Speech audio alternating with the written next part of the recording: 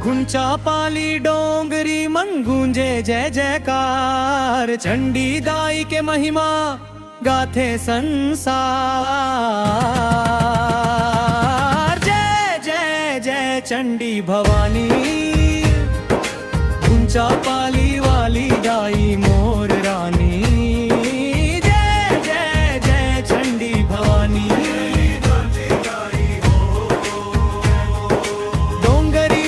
सिंह बिराजे चमके दाई ज्योति, दर्शन पावत मिट जाते जन्म जन्म के कोटि।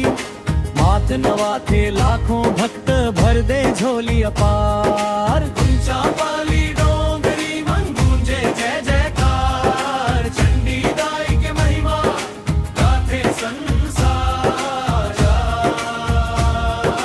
जय जय जय चंडी भवानी, पाली वाली दाई मोर रानी।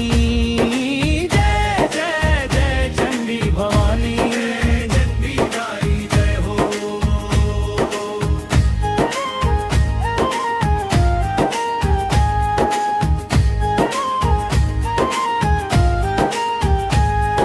नवरात्रि मम बाजे नगाड़ा, गूंजे झांझ मंजीरा। जयकारा ले कांपे डोंगरी, झूमे गाँव शरीरा। दुख हर ले थे चंडी दाई, कर दे बेड़ा पार। गुंचा पाली